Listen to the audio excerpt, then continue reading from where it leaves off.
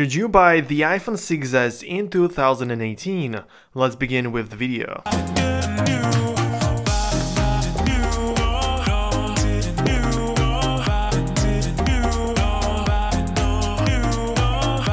What's up everybody, how has your day been? And in this video I want to talk about the iPhone 6s and most importantly if you should buy this device in this year 2018.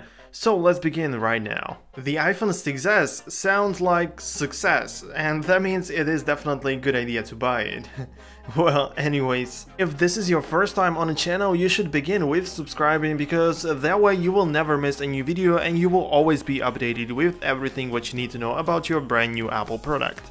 I know that not everybody likes this part, but we should begin with the specs of this device. So on the front side we have 4.7-inch Retina display, we have a 12 megapixel camera on the back, on the front side we have 5 megapixels, inside we have 2 GB of RAM and a 15 mAh battery, which is going to last about 240 hours in the standby mode. The talk time is up to 14 hours and music play up to 50 hours. Out of the box it comes with the iOS 9, but it is upgradable to the latest iOS 11.3. The specs on Apple phones have never been like really crazy, but we know Apple, we know that everything runs smoothly and it's really optimized, so I wouldn't really focus on just the RAM and all of the specs because it doesn't really make sense when it comes to Apple iPhones. So talking about the design, as you can see, this is the classic iPhone look, which we can see on the iPhone 7, on the iPhone 8 and also on the iPhone 6, which means that many people will not even be able to see the difference between the iPhone 6s and the other models. So if you want to look cool and modern, like you want everyone to see that you have the iPhone, this is definitely a good choice. But for this, you can also grab the iPhone 6.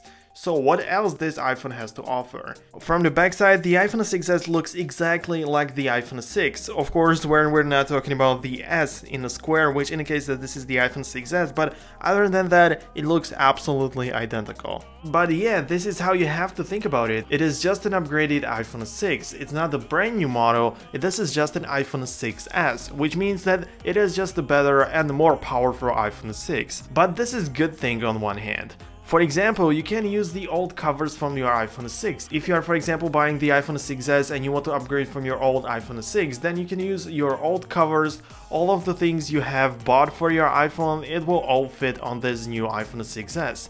Also, if you are buying the iPhone 6s and you have never owned iPhone or you have never owned iPhone 6, there will be plenty of accessories available online because the iPhone 6 and the iPhone 6s have the very same dimensions, and that means that all of the covers will fit, so there is a lot of accessories to choose from. The color of this iPhone is space gray, but you can buy it in the gold color, space gray, silver or rose gold, which has been for the first time introduced with the iPhone 6s. When it comes to the endurance and how well it's gonna be or how well it's gonna look when it falls to the ground, well, I have to tell you that this is what it looks like right now. On the backside we have these dents or scratches that are really annoying. It's nothing terrible, I'm not sure if you can see it properly, but here around the camera lens you can see there are so many scratches and I have no idea how this even happened to me, but it did. So when it comes to the battery, well, I was already talking about the specs and some numbers and stuff in the beginning of this video, but what about the real life experience? Well, with the iOS 11.3 there has been a new feature introduced, so let me show it to you. If you go to the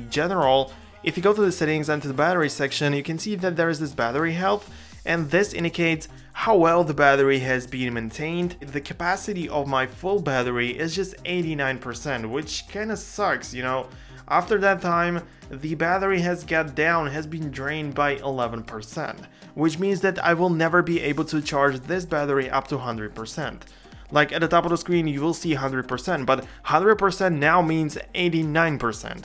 So this is how it works, but when it comes to daily life, well, it's not terrible, but it's not really good at all. It's something in between, like you will probably have to charge it every night. Like if you want to be using all of the apps and all of the stuff on the iPhone, you will probably have to charge it every single day. Just like I said, the reader facing camera is 12 megapixel one, And with this, you are able to take really great photos, for example, as those that you can see on the screen right now. These are the photos that I have taken with this device, with this iPhone 6s, and you are also able to capture 4K video at 30 frames per second, Full HD 1080p video at 30 or 60 FPS, slow motion video when you are recording it on Full HD quality, it can only be 120 FPS, but if you are using only the usual HD, the 720p, then you can record footage up to 240 frames per second.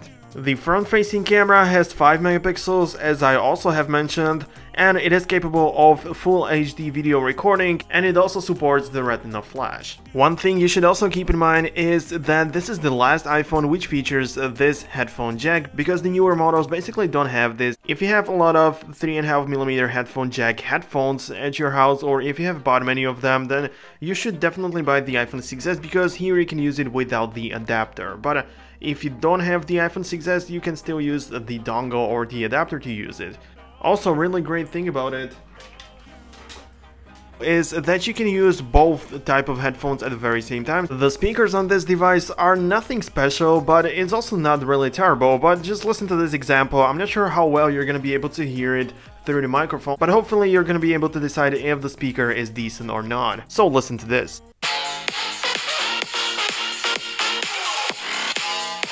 There are some really nice special technologies added to this iPhone when compared to the old ones. For example, 3D Touch is something that has been for the first time brought to the iPhones with the iPhone 6s, so you can actually access some of these additional toggles, or you can use it quickly, but you know what that is. What's also really connected with this is this Taptic engine, which is inside the iPhone 6s.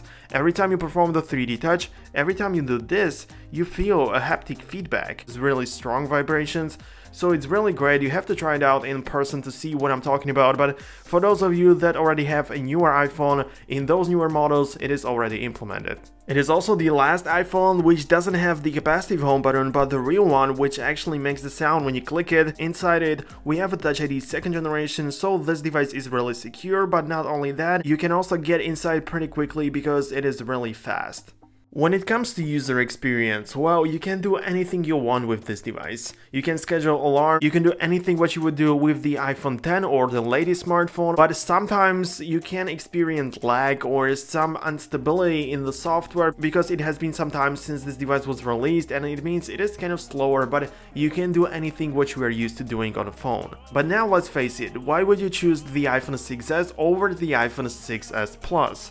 Well, there are many differences between those two smartphones, and it is just not only the thing that this one is bigger than this one, but also, for example, since it is bigger, the battery is also bigger inside, so the iPhone 6s Plus will definitely last longer when it comes to the battery. And also, you have optical image stabilization on the Plus model. Not only that, but you also have a bigger display. You have about 400 ppi on this Plus model, and you have only about 326 ppi on the small model. You have a full HD resolution of the display on the Plus model, since this is something you don't have on the regular 6s.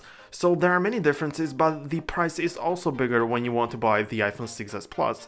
So you can add about $100 to this. So if you want to have the iPhone 6s, you have enough money for this, but if you want to have something a little bit better and bigger, and you have bigger hands, you know that you would be satisfied with this, and you also have additional $100, then you need to get the iPhone 6s Plus. In terms of the alternatives to this device, well, the Samsung Galaxy S6 and the Samsung Galaxy S7 were released at sort of the same time as the iPhone 6s, and those devices are the flagships from Samsung, so I assume that these would be the alternatives to this device. If you want to have an iPhone, then you're not thinking about getting the Samsung or any Android smartphone.